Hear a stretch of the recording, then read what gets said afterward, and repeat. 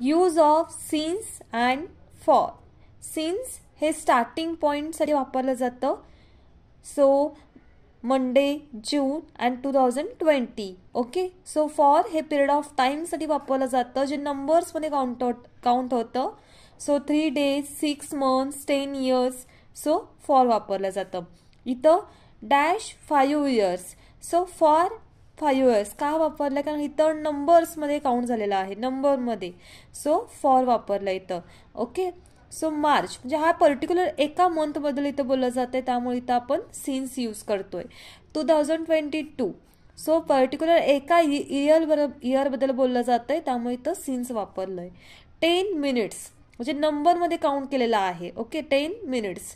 So इथं for. आणि मंडेसाठी आपण सिन्स वापरतो, कारण हे एका पर्टिक्युलर डे बद्दल इथं नेम. ओके. सो कधी स्टार्ट झालंय हा स्टार्टिंग पॉईंट इंडिकेट करत आहे, त्यामुळं इथं सिन्स वापरलंय. ओके. आणि पिरियड इंडिकेट करत आहे हे 10 minutes, म्हणून आपण इथं फॉर यूज केलेला आहे. आणि शिवाय हे नंबरमध्ये सुद्धा काउंट होतं म्हणून. ओके. सो इथं तसंच आहे 5 years. ओके.